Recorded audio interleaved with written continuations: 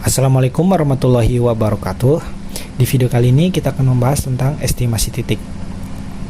Dalam estimasi titik kita akan mempelajari beberapa materi, yaitu tentang teori estimasi, metode moment, maximum likelihood estimator, metode kuadrat terkecil, dan estimator bias. Yang pertama ada teori estimasi. Dari populasi kita akan memilih random sample atau sampel acak. Nah, tiap elemen populasi yang mempunyai kemungkinan yang sama untuk terpilih dalam sampel. Nah, kemudian dari random sample ini kita bisa mengestimasi parameter.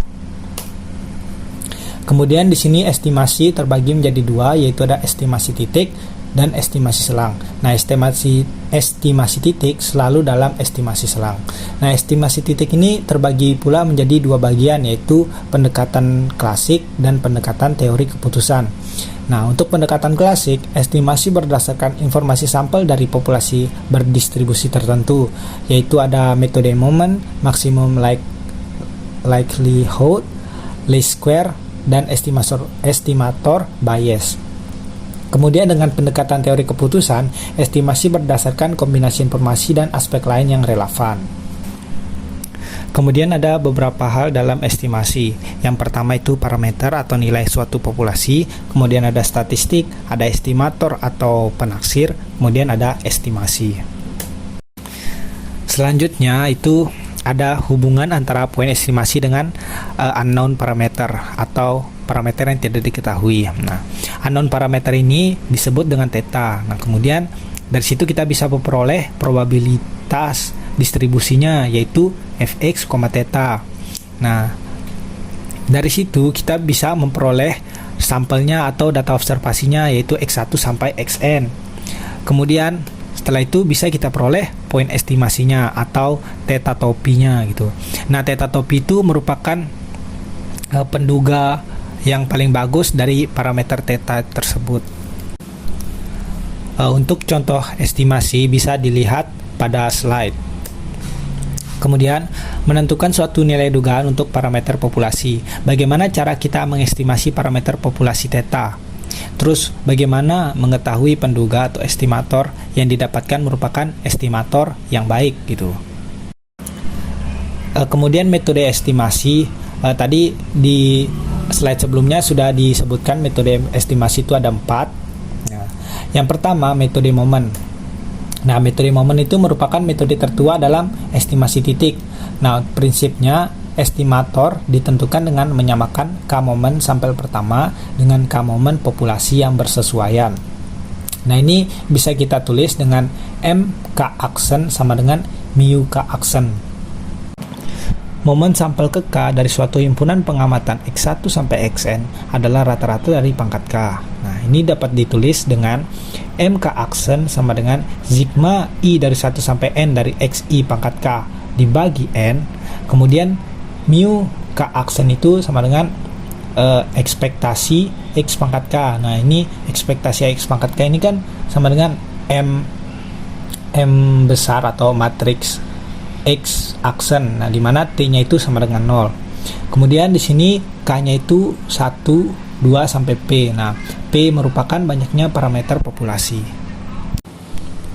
Di sini kita memiliki definisi 1, yaitu distribusi seragam. Nah, sebuah variabel acak X merupakan distribusi seragam dan variabel acak kontinu jika dan hanya jika merupakan probabilitas density dengan bentuk pada slide tuh.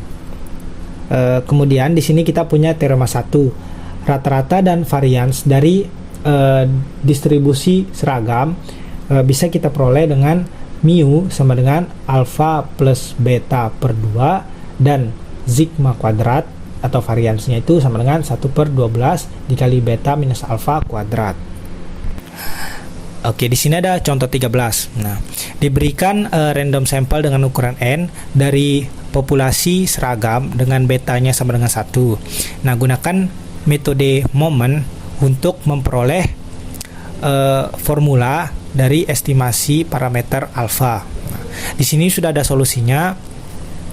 The equation atau persamaan yang kita ketahui yaitu M1 aksen sama dengan mu 1 aksen. Nah, di mana M1 aksen itu sama dengan X bar dan mu 1 aksen itu sama dengan alfa plus beta per 2.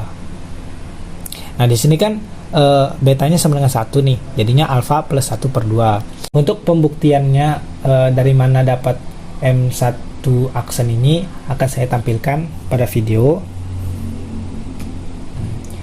Nah, maka di sini kita peroleh X barnya itu sama dengan alfa plus 1 per 2. Nah, jadi kita bisa tulis estimasi dari alfanya itu sama dengan 2X bar minus 1. Kemudian definisi 2 yaitu gamma distribution atau distribusi gamma. Sebuah variabel acak X merupakan distribusi gamma yang dimana merupakan variabel acak kontinu jika dan hanya jika dia merupakan probability density atau probability densitas yang diberikan oleh Gx alfa, beta yang dimana sudah tertera pada slide. Nah, kemudian di sini dimana A-nya alfanya itu lebih besar dari 0 dan betanya lebih besar dari 0 juga. Nah, di sini kita ada teorema 3. Rata-rata dan varians dari distribusi gamma bisa kita cari dengan mu atau rata-ratanya itu sama dengan alfa kali beta. Kemudian untuk varians atau sigma kuadratnya itu sama dengan alfa kali beta kuadrat. Nah, di sini sudah ada pembuktiannya. Berdasarkan teorema 2, kita bisa misalkan R-nya itu sama dengan 1 dan R sama dengan 2. Nah, maka kita peroleh mu 1 aksen itu kan beta dikali gamma dikali alfa plus 1 kan, karena tadi R-nya 1. Kemudian dibagi gamma alfa. Nah, maka jika kita operasikan maka kita peroleh alfa kali beta. Kemudian di sini ada mu 2 aksennya. Nah, di sini beta pangkat 2 karena kan R-nya 2 kan. Kemudian dikali gamma alfa plus 2 dibagi gamma alfa itu. Nah, di sini kita peroleh hasilnya itu alfa dikali alfa plus 1 dikali beta kuadrat. Nah, setelah dioperasikan persamaan tersebut, kita peroleh hasil akhir yaitu alfa dikali beta kuadrat. Maka terbukti teorema 3. Di sini ada contoh 14, diberikan random sampel dengan ukuran n dari gamma populasi gamma. Gunakan metode moment untuk memperoleh formula dari estimasi parameter alfa dan beta. Nah, kemudian di slide 18 di situ sudah tertera jawaban dari contoh soal yang 14. Tinggal dipahami saja. Kemudian di slide 19 juga sudah tertera solusinya sampai diperoleh nilai alfa itu nx bar kuadrat dibagi sigma i dari 1 sampai n dari xi min x bar dikuadratkan. Kemudian nilai betanya itu sigma i dari 1 sampai n dari xi min x bar dikuadratkan dibagi n x kuadrat. Di sini ada definisi 3 yaitu exponential distribution atau distribusi eksponensial.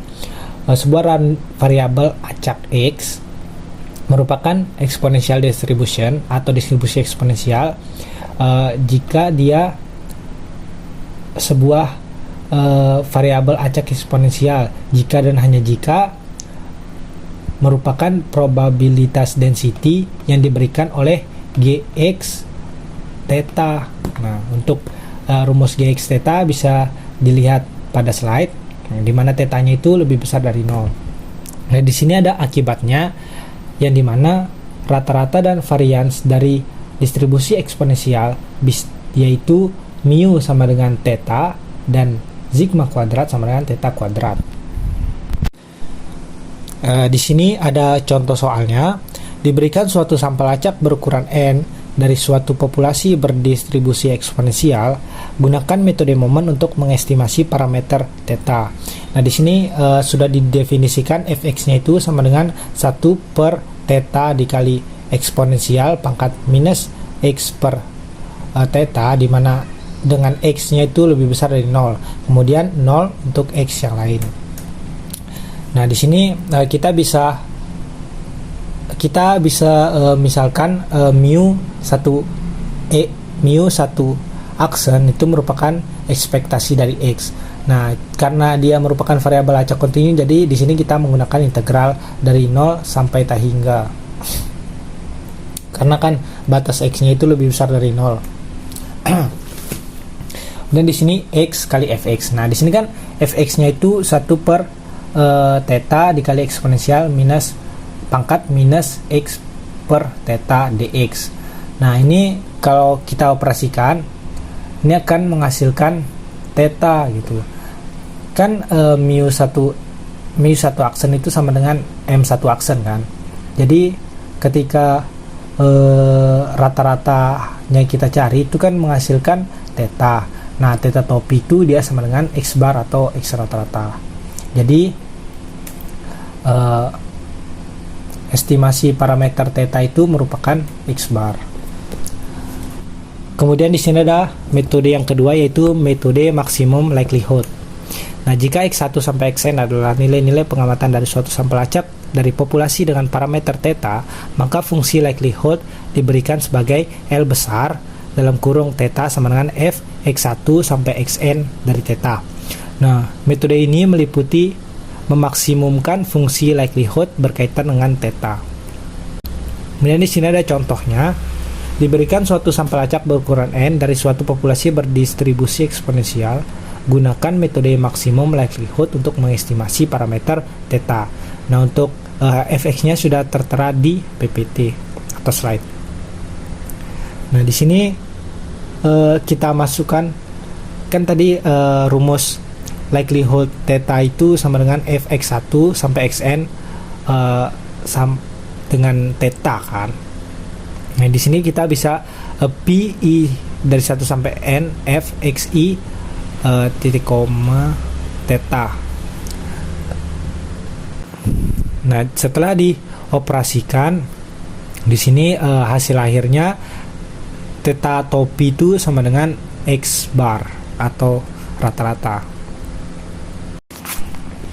Kemudian di sini kita masuk ke metode yang ketiga, yaitu metode least square atau kuadrat terkecil.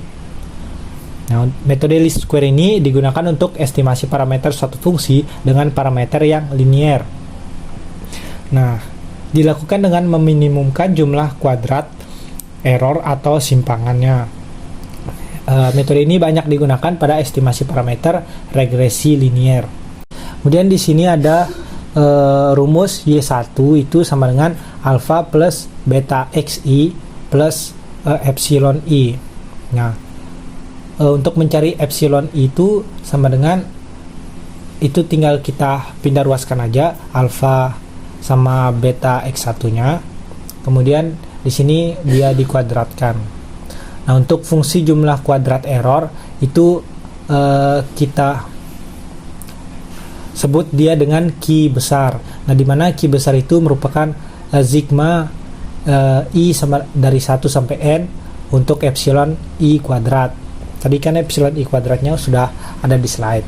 Kemudian turun do Q per do alpha itu sama dengan 0. Kemudian do Q per do beta itu sama dengan 0 juga. Untuk di sini ada persamaan normalnya. Sigma i dari 1 sampai n yi itu sama dengan alpha n ditambah beta kali sigma i dari 1 sampai n xi. Di sini ada sigma i dari 1 sampai n xi yi itu sama dengan alpha dikali sigma i dari 1 sampai n xi ditambah beta sigma i dari 1 sampai n xi kuadrat. Kemudian pada slide 33 di situ sudah tertera untuk nilai beta topinya dan alfa topinya.